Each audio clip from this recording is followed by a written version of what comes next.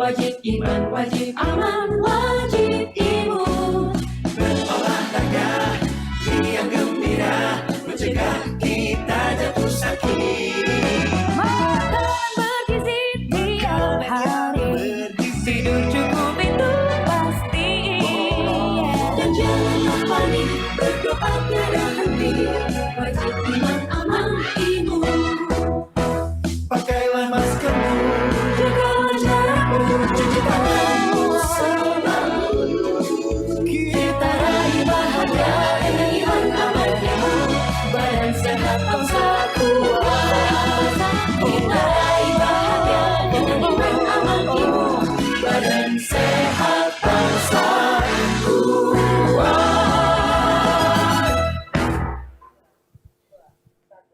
Halo Sobat Tangguh, selamat pagi. Senang sekali saya Egit Hapsari dapat hadir menemani Anda kembali hari ini.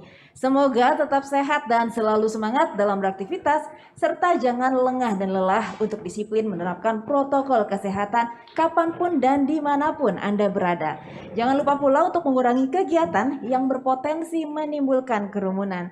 Oke, tema dialog kita pagi hari ini adalah Geliat Pasar Investasi Indonesia di masa pandemi yang disiarkan secara langsung dari Media Center Satuan Tugas Penanganan COVID-19 Geraha BNPB Jakarta. Sobat Tangguh, meski secara umum kondisi perekonomian masih menghadapi tantangan pandemi, namun terdapat satu hal yang menarik, yaitu jumlah investor saham di pasar modal Indonesia meningkat cukup signifikan selama pandemi. Saat ini hampir semua sektor perlahan bangkit dengan berbagai penyesuaian. Kebijakan pemerintah dalam menangani COVID-19 pun sangat mempengaruhi pemulihan situasi dan kondisi ekonomi dalam memperbaiki iklim investasi di Indonesia. Karena itu, langkah terbaik sebelum melakukan investasi adalah memastikan apakah saham yang diinginkan termasuk dalam sektor saham yang memiliki potensi jangka panjang. Lalu bagaimana berinvestasi di masa pandemi? Telah bergabung sejumlah narasumber. Yang pertama, Bapak Stefanus Paulus Lumintang, Direktur Utama Bursa Berjangka Jakarta. Halo, selamat pagi Pak Stefanus. Selamat pagi, Bu Egit. Gimana kabarnya, baik ya? Luar biasa, sehat, salam sehat semuanya untuk Indonesia. Salam sehat semuanya. Terima kasih sudah menyempatkan waktunya untuk hadir ya, Pak Stefanus. Oke, narasumber berikutnya ada Bapak Diki Sutopo, Marketing Direktur PT Solid Gold Berjangka. Halo, selamat pagi Pak Diki. Selamat pagi. Sehat juga ya Sehat. tentunya. Terima kasih ya sudah menyempatkan Iya, waktunya terima buat kasih. hadir pagi hari ini. Dan narasumber berikutnya adalah Bapak Gema Goyardi, CEO dan Founder Astronaci International. Halo, gimana Pak Gema kabarnya? Luar biasa. Luar biasa terus, sehat terus, Sehat semangat terus, ya. semangat. Thank you ya sudah menyempatkan My waktunya pleasure. juga untuk Thank you. hadir ya.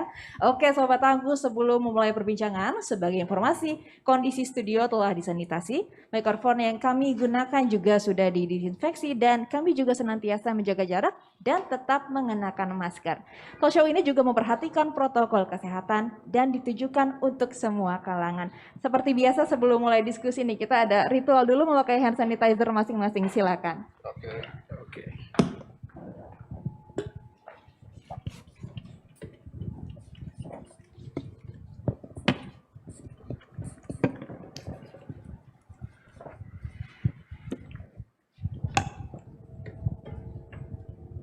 Baik, ini jadi salah satu bagian menjaga protokol Protokol, kesehatan ya betul. selama dialog ya. Ngomong-ngomong soal pandemi yang masih kita hadapi ini. Oke, saya bertanya dulu mungkin sama Pak Stefanus. Pak Stefanus, ini selama pandemi ini geliat dunia investasi utamanya dalam bursa berjangka ya, gimana Pak Stefanus?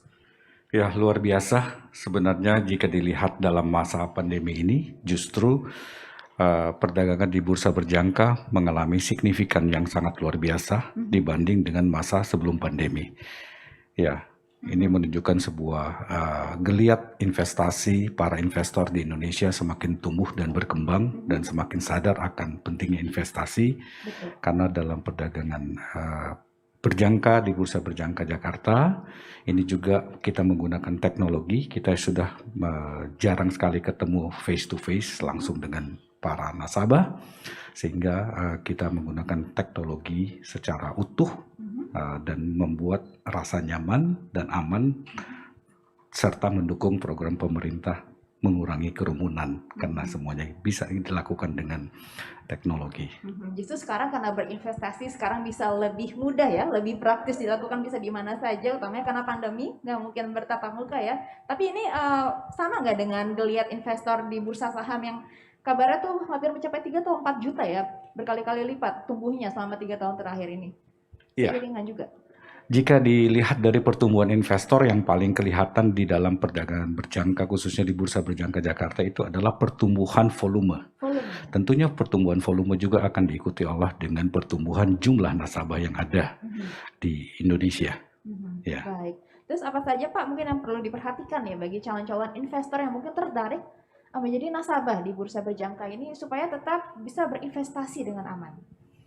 Ya, paling pertama yang harus diperhatikan itu adalah legalitas dari sebuah perusahaan pialang berjangka yang akan berinvestasi bagi para investor. Pilihlah perusahaan pialang berjangka yang terdaftar di Bapepti dan telah mendapat persetujuan dari Bapepti sebagai badan pengawas di Indonesia. Ya, di mana kami di sini ada tentunya di Bursa Berjangka Jakarta mengikuti aturan dari Bapepti dan kami memiliki anggota bursa juga yang harus mendapat persetujuan dari Bapepti. Itu yang paling penting pertama. Selain legalitas itu juga harus mengetahui mengenai resiko dari industri kita. Karena industri kita ini adalah high risk, high return. Dan juga kita harus patut memperhatikan dan menggunakan momen sebagai peluang untuk melipat gandakan ataupun mengambil keuntungan dalam momen-momen yang ada berdasarkan volatilitas harga atas komoditas-komoditas yang diperdagangkan di Bursa Berjangka Jakarta. Baik, ini dia high risk, high return. Ini Yes. yang perlu diketahui oleh semua orang ya sebelum investasi ya di Bursa Berjangka maupun Bursa Saham juga ya. Oke, saya ke Pak Diki Sutopo nih. Pak Diki ini mungkin bisa diceritakan dulu usahanya ini bergerak di bidang apa di Bursa Berjangka ini? Ya, kami bergerak di bidang pialang berjangka namanya. Nah, pialang berjangka kami adalah penyedia jasa untuk melakukan transaksi ataupun perusahaan pialang yang resmi yang sudah diberikan satu izin oleh otoritas kita, oleh Bapepti dan juga sebagai anggota Bursa Berjangka juga menjadi anggota clearing berjangka Indonesia. Ya, artinya kami di sini memberikan satu jasa kepada nasabah-nasabah yang ingin melakukan transaksi di perdagangan berjangka komoditi. Baik, Ya. dari kacamata pialang berjangka ini geliat investasi, maksudnya di komoditis yang Pak Diki geluti ini gimana selama pandemi kemarin Pak? Ya, kalau misalkan melihat dari tahun sebelumnya ya, pandemi dimulai di tahun 2020, di luar prediksi kami, unpredictable, ternyata dari pandemi ini jumlah dari pemakai jasa aplikasi kami malah terjadi peningkatan. Ya, selama kami 19 tahun berdiri menjadi sebagai pialang berjangka, itu 2020 merupakan prestasi kami yang tertinggi, lebih kurang ada kenaikan hingga 21%. Nah, masuk di 2021 ini saya sangat optimis sekali. Kenapa? Untuk perdagangan berjangka komoditi, pasar uang, currency, kami melihat mengingat adanya atau bertumbuhnya minat daripada masyarakat, ada awareness atau kesadaran bahwa pentingnya investasi, dan kami juga menilai bahwa 2021 adalah tahunnya investasi, tahunnya pemulihan, khususnya menjadi salah satu juga tantangan global untuk perekonomian global maksud saya. Nah, ini 2021 saya sangat optimis pertumbuhan ini bisa lebih tinggi dibanding tahun 2020. Dan kita bahkan bisa bangkit lebih cepat dibandingkan negara-negara tetangga lainnya. Prediksinya seperti itu. Dan Amin. harapan Ya, kita betul tentunya sekali, ya. betul sekali begitu. Oke, dan mungkin seperti Pak Stefanus tadi ada penyesuaian-penyesuaian yang dilakukan selama berbisnis ini selama pandemi. Oh, pasti. Jadi ada beberapa hal kayak semacam inovasi-inovasi yang sudah beberapa kita siapkan. Yang pertama memang terima kasih juga bagi kita ada kolaborasi bersama JFX, Bursa Berjangka Jakarta, dan juga ada beberapa kaum milenial yang muda yang menjadi motor atau penggerak dari kami untuk melakukan yang namanya edukasi yang paling penting. Edukasi ini kita lakukan mereka sebagai penyambung untuk lewat webinar, lalu juga lewat sosmed, entah dengan YouTube, lalu juga ada IG dan sebagainya. Itu kita memberikan satu lebih ke edukasi. Edukasi satu pentingnya investasi. kedua juga peluang investasi khususnya di perdagangan berjangka komoditi, sekaligus kita memaparkan, nah ini asas kehati-hatian atau resiko ketika melakukan yang namanya investasi, khususnya di perdagangan berjangka dan komoditi. Nah ini yang kita lagi fokuskan, begitu Mbak. Jadi sebenarnya bisnis investasi ini relatif lebih aman ya selama Ya. pandemi ini karena bisa dilakukan di mana saja dan instan menggunakan teknologi ya. Betul. Oke, saya ke Pak Gema. Pak Gema ini gimana? Menanggapi fenomena ini kayaknya ada bahkan istilah investor angkatan corona karena selama 2020 ini tuh booming banget gitu investor saham. Ya, jadi kalau semua orang bicara bahwa ini adalah potensi, saya sekarang akan mengangkat dari angle lain. Ini penting diperhatikan ya, karena Astronaci sejak 14 tahun yang lalu kita aktif di research company, baik itu retail maupun institusi, di saham, di all market lah, terus derivatif, futures, forex dan seterusnya, dan edukasi. Di sini saya melihat bahwa memang dikatakan ini terjadi divergence atau anomali pada saat terjadi krisis yang begitu melanda dunia, tetapi malah orang-orang itu akhirnya kiblatnya masuk ke paper asset. Nah, ini kan tidak di-expect oleh sebanyak orang. Yang pertama problemnya adalah dari Bursa Efek Indonesia sendiri itu ada peningkatan yang tajam sekali dari katanya 1,9 juta sampai jadi 4 juta. Itu Iya, kan ada 4 juta. peningkatan kurang lebih ya ke 2,5 sampai 3 Ini juta. luar biasa sekali ya. Cuma kan kita nggak tahu exactnya itu berapa sih. Kan ada yang nomini dan seterusnya ya. Kita nggak pernah tahu itu. Tapi yang jelas terjadi sebuah gap dan mana teknologi ini akhirnya tidak bisa mengikuti akselerasi penambahan nasabah. Akhirnya sekuritas pada hang semua. Terus kemudian kedua, yang menjadi masalah memang bagus sih banyak investor masuk ya. Ini adalah impian yang selama 10 tahun, 15 tahun Bursa Efek tuh pingin kalau bisa investornya nambah. Tetapi ketika investornya nambah, yang jadi masalah adalah ini mereka melarikan diri dari kehidupan nyata mereka masuk ke dunia pasar modal. Ini halu. Ya. Jadi yang awalnya dikira bisnis saya kena corona itu susah. Mudah-mudahan melalui paper asset ini saya bisa menjadi orang kaya. Akhirnya apa? Mereka ini kolonials nih taunya saham itu cuma bisa naik. Ya, trading gold tuh taunya gold cuma bisa naik. Oke. Mereka ignorance terhadap semua yang namanya resiko. Akhirnya apa? Dimanfaatkanlah oleh para influencer-influencer yang jahat ini. Pom-pom deh. Pom-pomers kan, ini pump and dump ini kan sebenarnya diatur di Undang-Undang Pasar Modal. Ya, nomor 8 tahun 95 itu di bab 11 pasal 91, pasal 92 itu jelas hukumnya bahwa apabila Anda memberitakan pemberitaan bohong, memanipulasi dan mengajak orang untuk main di dalam satu perdagangan dan itu bisa menyebabkan harga baik naik atau turun, itu diatur di pasal 104, hukumannya sudah jelas, 10 tahun penjara. Tapi ini tidak disosialisasikan, akhirnya investor retail kena semua dan sekuritas. Kalau saya melihat tahun 2018-2019 ini kan hal yang paling berat karena market sideways. Sehingga mereka penggunaan dana MKBD untuk support daripada margin tradingnya sangat kurang sekali, which is itu sebenarnya core inti daripada income sekuritas. Mumpung 2020 lagi naik, banyak fresh blood yang masuk, dijual semua, ayo pakai margin. Ujung-ujungnya auto rejection berhari-hari. Kimia Farma, Antam, Wika, ya kayak Kimia Farma dari harga 7.000 turun sampai 3.000-an, ini saham BUMN. Kena prank ya. Kena seperti itu dan akhirnya pertama kali juga dalam sejarah yang namanya saham Indonesia dijual di OLX. Saking nggak susahnya dijual gitu Artinya ya. apa? Ini orang nggak ngerti sebenarnya mekanisme jual saham kok bisa lu jual di OLX. Ya, jadi saya sekarang sedang menyoroti, mengkritisi dari pemerintah itu mesti siap. Ya, ini kan kita sudah masuk digitalisasi, masuk marketing 5.0. Ya, kalau kita mengacu pada Philip Kotler dan Pak Hermawan, technology in humanity, humannya mesti siap, teknologinya juga siap, jangan sampai terjadi seperti ini. Nah, ini kan mencoreng sekali yang namanya saham BUMN bisa auto reject gap sampai turun 50%. Sekelas Antam loh, Wika loh, ya dihembuskan blue chip aja. Ya dihembuskan tentang adanya pabrik nikel dan seterusnya. Akhirnya semua orang kolonial beli, dikasih margin, dihabisin influencer makin gila. Jadi saya bisa melihat ini pesta pora memang. Tetapi saya sedang membahas sekarang dark side-nya. Kita tahu lah semua orang dapat untung 2020 ya 50-60% gampang. Klien saya modal 800 juta dapat 4 miliar. Dari pasar saham, sejarah dari mana yang kayak begitu? Tapi kita lihat side effect-nya apa. Nah, karena kita sekarang berada di Badan Nasional Penanggulangan Bencana, ini bencana pasar modal mesti ditanggulangi, gitu. Dan pentingnya edukasi ya. Mungkin Pak Stefanus bisa menambahkan nih supaya masyarakat tuh teredukasi dengan baik karena tidak semuanya tuh manis dan sugar coating gitu seperti yang ditampilkan yang berhasil ya. Ada dark side-nya juga. Gimana untuk mengedukasinya, Pak? Ya, tentunya seperti yang dijelaskan Pak Gema bahwa para investor ini selalu mendapatkan sebuah wacana bahwa saya investasi pasti akan untung tanpa melihat sebuah resiko yang akan bisa terjadi sewaktu-waktu dan berapa besar pun dalamnya kita nggak tahu. Namanya dalam sebuah investasi semuanya itu pasti ada resiko. Dan bagaimana cara kita meminimalkan resiko agar kita bisa tidur enak, tidur nyaman, ya. Sama juga seperti yang kita lakukan dalam masa pandemi seperti ini. Geliat investasi ini harus dipicu dengan cara kita edukasi dan sosialisasi yang tanpa henti melalui semua media yang tersedia agar para masyarakat itu bisa melipat gandakan dan memanfaatkan dana nganggurnya ke dalam paper aset.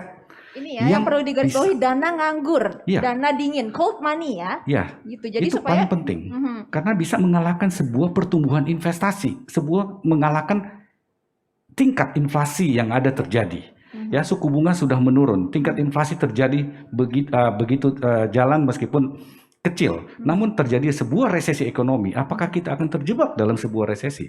Ya, sama seperti yang Pak Gema katakan bahwa kita adalah akan mengupas dalam sebuah dark side-nya. Itu saya sangat setuju sekali bahwa para investor harus melek mata, nyadar bahwa investasi itu perlu dalam situasi seperti saat ini dalam masa pandemi yang di mana-mana bisnis banyak yang mengalami kebobrokan. Ini yang harus kita menggunakan sebagai sebuah peluang dalam perdagangan berjangka, kita menyediakan sarana dan prasarana yang baik untuk mengembangbiakan dana nganggur tersebut agar bisa tetap survive dan grow dalam materi, ya. Kita bisa kaya rame-rame. Iya, iya. Ya. Asalkan kita teredukasi dengan benar Yes. begitu ya. Pahami resikonya Pahami dan resikonya. pasti adalah di perusahaan yang legal. Yang legal tentunya ya. Ngomong-ngomong pahami risiko nih, Pak Diki ini kan bergerak di komoditi gold ya, Ya. lebih ke gold ya. Betul. Gold ini kan sering dibilang sebagai safe haven, Betul. risikonya rendah. Nah sejauh ini berarti benar ya yang dibilang 2020 is the year of gold, betul? Ya, kalau misalkan dibilang seperti itu, memang kalau misalkan 2020 kita lihat memang gold itu adalah nembus highest harga tertinggi selama sejarah, ya betul. Tapi kalau misalkan kembali lagi mengenai kita ngebahas namanya resiko, gold sendiri ada fluktuasi naik turun. 2020 memang break highest, lalu ada terjadi koreksi hingga di tahun 2021 awal pun ya masih ada sedikit koreksi. Nah, jadi kalau misalkan tadi saya sangat setuju sekali untuk dark side atau dan juga untuk resiko yang tidak semua jenis investasi ini cocok dengan masyarakat. Ini harus digarisbawahi. Kalau kami berkiblat dengan pasal ataupun SK Bapepti yaitu yang namanya QYC Know Your Customer, ini yang sangat penting. Seberapa besar pengetahuan tentang masyarakat tentang perdagangan berjangka komoditi. Lalu yang kedua integritas keuangan, ini yang tadi sempat dibahas Pak Paulus dan Pak Gema, artinya seberapa kuat sih modalnya si nasabah tersebut. Ya, seperti itu yang perlu diketahui. Ketiga baru apakah dia siap dengan resiko yang ada, karena investasi ini mengandung resiko. Seperti itu. Ngomong-ngomong seberapa kuat, ini tips-tipsnya untuk investor apalagi Ya. yang di komoditi berjangka mungkin yang Pak Diki geluti ini Betul. apa tipsnya supaya tuh investor ini bisa melek terhadap mungkin benefit dan juga risikonya.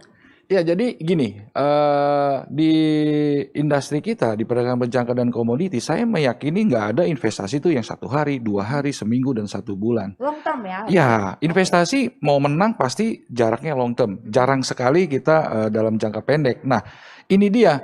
Ketika ada dana, dananya ini tidak lagi bukan dana pinjaman atau dana whatever, harus dana dingin dan fresh. Nah, itu yang sebenarnya paling penting. Sehingga mengetahui berapa tingkat resiko ketika saya misalkan punya modal 1 miliar. Berapa saya punya ketahanan dana saya apabila terjadi kerugian. Siap berapa. Itu sebenarnya kita bisa setting di awal. Lalu juga dengan menetapkan berapa sih keuntungan yang ingin kita capai. Ya, dengan keuntungan yang unlimited, dengan tingkat kerugian 100% daripada modal. Ini yang harus diketahui dulu oleh masyarakat atau khususnya para beginner ya atau pemula. Begitu. Bahkan emas yang kita anggap selama ini sebagai safe haven gitu aja Ya. ada fluktuasinya ya. Ada. Jadi nggak mungkin investasi itu untung terus. Oh enggak ada. Makanya berhati-hatilah masyarakat apabila ada yang ditawarkan ada bilang pasti untung, garanti profit, hitam di atas putih, udah mendingan itu abaikan. Namanya high risk Iya. ya high return ya. Iya. Kalau misalkan low risk high return bodong ya berarti. Iya betul. Ini yang perlu diedukasi Betul. ya. Nah mungkin soal tadi high risk high return ini, bagaimana bisa menanggapi nggak? Kemarin kan ada yang viral tuh. Jadi seseorang membeli saham sejumlah emiten lah ya gitu yang sedang booming memang kemarin. Tapi ini minjemnya pakai dana pinjaman online. Akhirnya Iya. jual Gimana rumah, jual tanggapannya? mobil dan seterusnya. Iya. kan. Jadi kalau kita lihat ya, tadi Pak Stefanus bilang dana nganggur. Kalau di Astronaci kita bukan dana nganggur.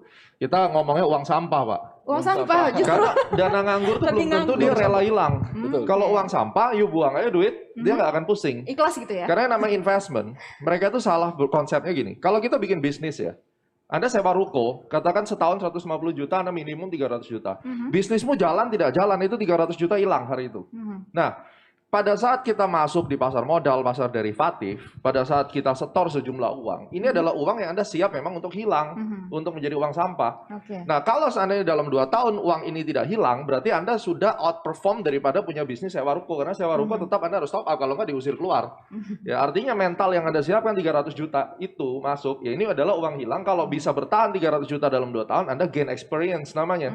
Ya, sehingga pada saat kita berinvestasi di satu aset, yang paling simple, no risk at all, itu ada investment, bukan nggak ada. Oh ya? Tahu nggak apa? Apa tuh? Obligasi. Oh, oke, ya, Ya, betul karena sih. pada saat kita menghitung valuasi, kita menggunakan risk free rate-nya berapa, itu menggunakan obligasi negara. Tapi memang low return ya. Ya low return dong, Iya, ya kan? aman kan? Nah, saya ada investasi di bondnya Sri Lanka. Returnnya lumayan. Kalau Anda bisa dapat harga di bawah par misalnya, ya itu pinter-pinter kita cari. Berarti nomor satu, knowledge skill-nya mesti ada. Dengan punya knowledge dan skill, Anda akan menciptakan sebuah confidence.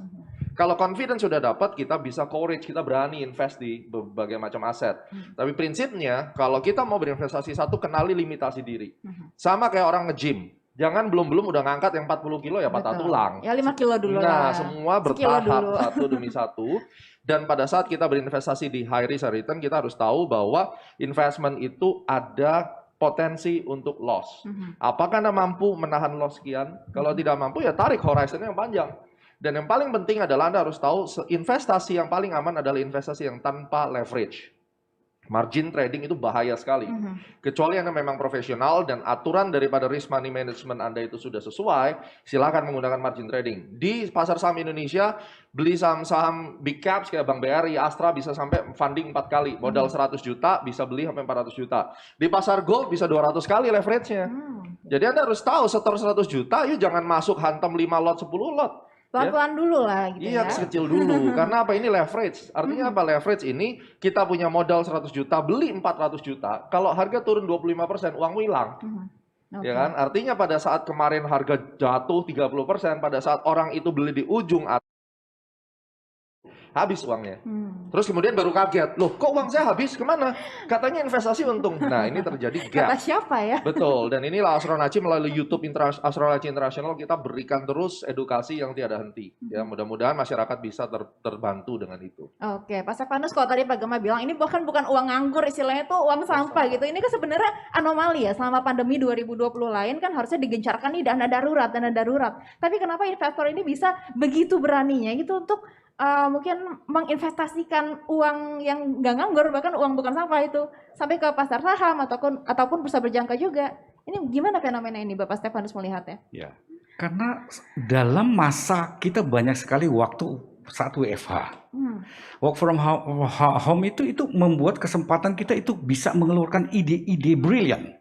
Pada saat kita terjepit posisinya, kita melihat bisnis kita drop, kita bisa melihat usaha kita jatuh, bahkan yang tutup, kita itu dengan sendirinya itu keluar ide-ide brilian pada saat kita dalam cornering, dalam terpojok, kita itu keluar ide-ide brilian bagaimana kita menjadikan sebuah investasi untuk kita berusaha bertahan dan bisa keluar, bahkan bertumbuh. Dan ini bisa dibuktikan bahwa di Bursa Berjangka Jakarta banyak sekali terjadi perubahan di tahun 2020 seperti yang dikatakan adalah highest gold price terjadi di tahun Year of 2020. gold, Ini benar-benar membuktikan bahwa perdagangan berjangka ini meskipun dengan resiko yang ada bisa termanage ya dengan knowledge dan skill yang dimiliki. Tentunya ya kalau Pak Gema juga mengatakan bahwa itu adalah uang sampah, ini adalah sebuah opportunity bagaimana menggunakan sampah menjadikan jadi pupuk. Daur ulang. Ya, Daur ulang. jadi daur ulang dan ini menjadi pupuk dan bisa menghasilkan lebih dari yang diharapkan di ekspektasi. Itu tentunya sebuah opportunity yang harus kita gunakan maksimal dalam masa-masa seperti ini yang belum tentu bisa terjadi lagi dalam hidup kita. Betul, belum tentu beberapa dekade ke depan ya. Nah, kalau di perdagangan berjangka sendiri primadona yang menjadi komoditi yang menjadi primadona gitu, apa yang tahun kemarin booming gitu? Ya, di tahun 2020 di Bursa Berjangka Jakarta itu yang paling booming itu adalah gold, local London, dan juga ada terjadi online dan kopi. Online kopi. Ya, Oke, itu yang ini mungkin karena primadona. daya konsumsi kita meningkat nggak ya selama work from home gitu? Actually tidak hanya konsumsi physically di Indonesia, tapi adalah pricing futures di beberapa negara di dunia juga. Jadi terjadi futures price-nya volatile. Karena di Bursa Berjangka Jakarta, industri perdagangan derivatif itu adalah kita bisa menggunakan two-way side opportunities. Ya, ini yang salah satu yang membedakan dengan bursa saham, harus beli dulu, baru jual kemudian, baru bisa terjadi gain. Tapi kalau di bursa berjangka Jakarta, perdagangan berjangka, bisa terjadi dari dua sides, two way, baik beli maupun jual itu bisa mendapatkan sebuah opportunity, mendapatkan take profit. Jadi sentimennya ada beberapa ya untuk Yes. yang komoditi yang jadi primadona ini. Yeah. Untuk kedepannya di tahun 2021 ini kira-kira komoditinya sama seperti tahun lalu atau ada lagi yang baru akan booming gitu? Kami memperkirakan di tahun 2021 ini akan tetap menjadi primadona adalah local London gold. Oke. Ya, selain kita akan fokus pengembangan ke harga ke kontrak olain atau minyak goreng yang berbasis CPO dan juga kopi. Itu masih kita tetap kita akan fokus dan saya yakin terjadi pertumbuhan yang akan lebih baik di tahun 2021 ini.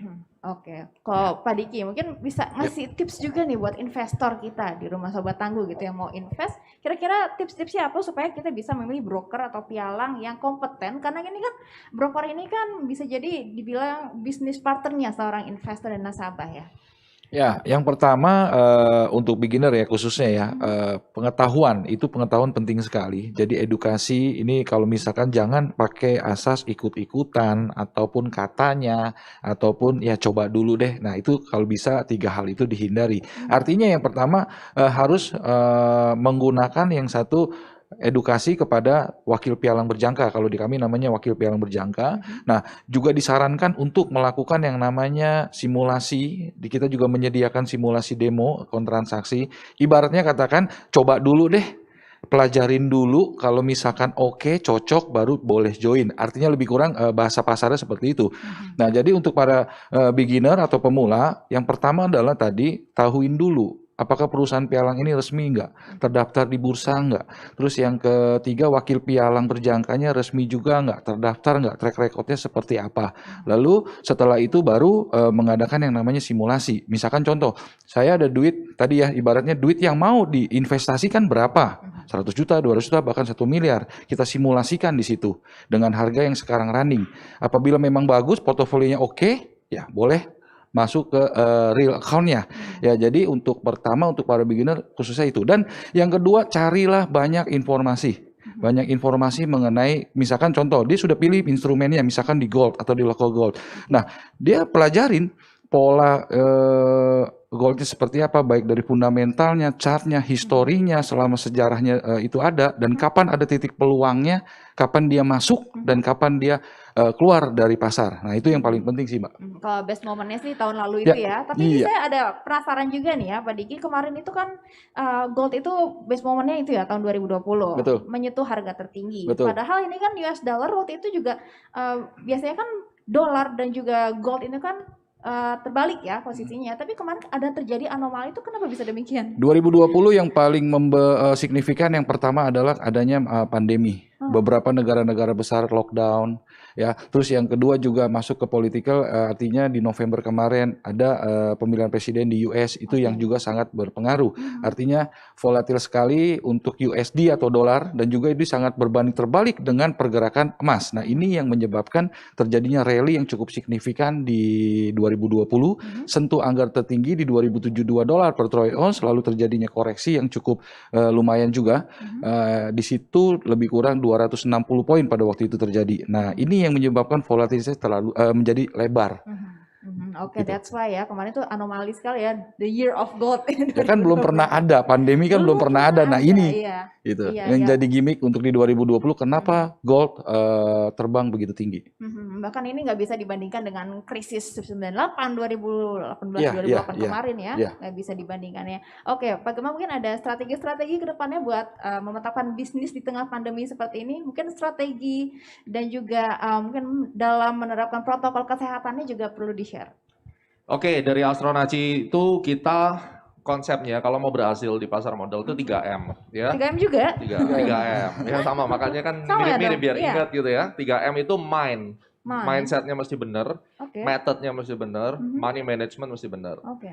Pada saat Anda memutuskan saya akan menjadi seorang pebisnis di pasar saham, gold, forex dan seterusnya. Rubah kata-kata main saham, main forex itu dirubah. Invest Karena ini gitu bukan ya. mainan. Invest, dagang, bisnis.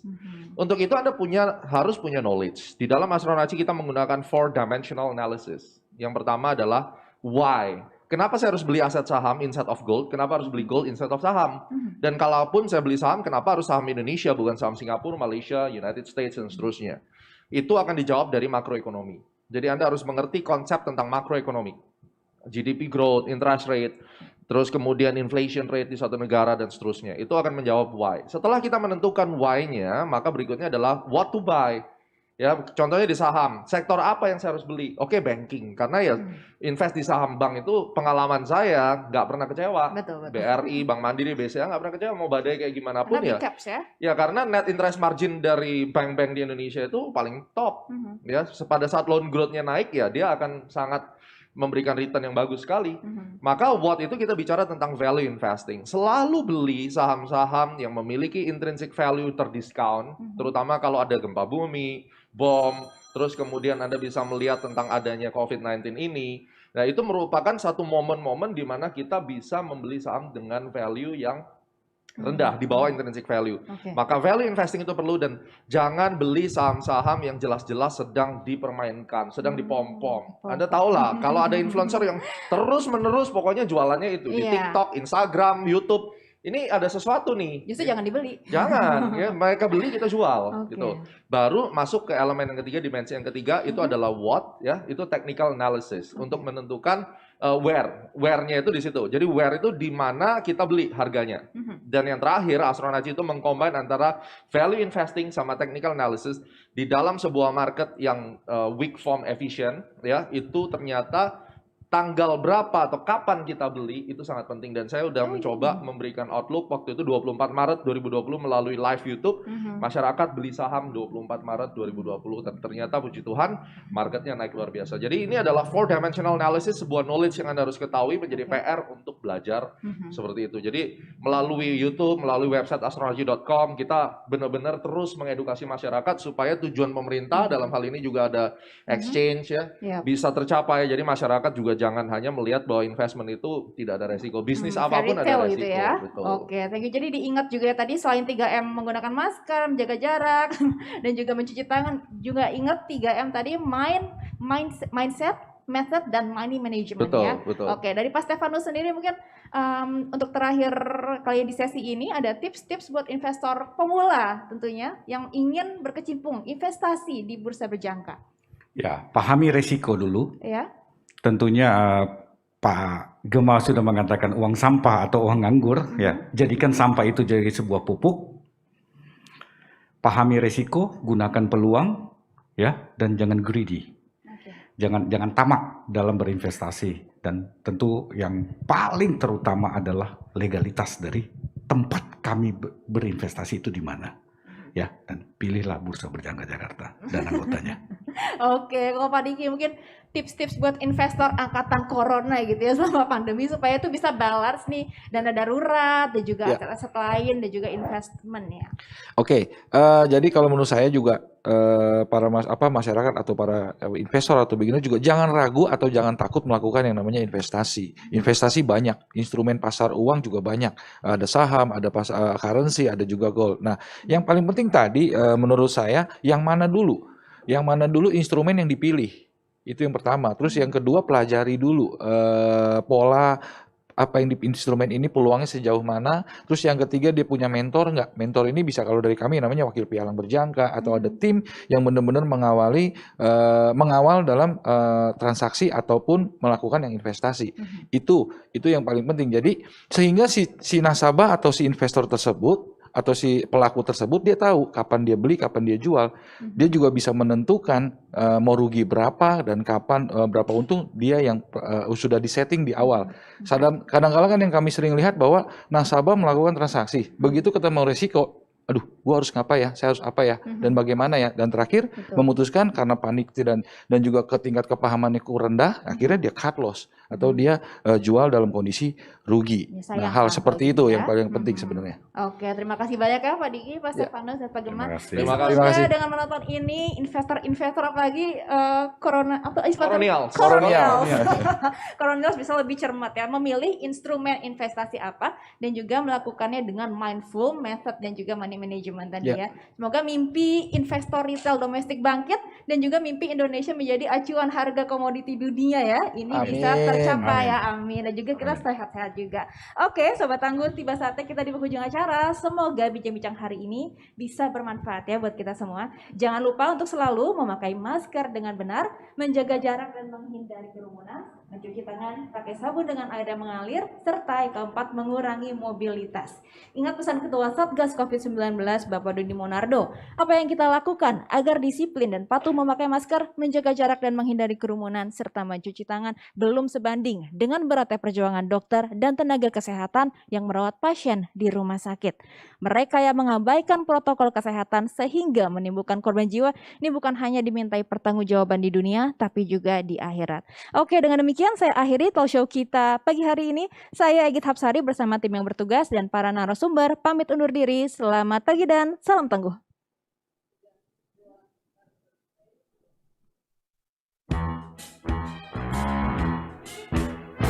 Jalani hari dengan 3 wajib, wajib iman, wajib amal.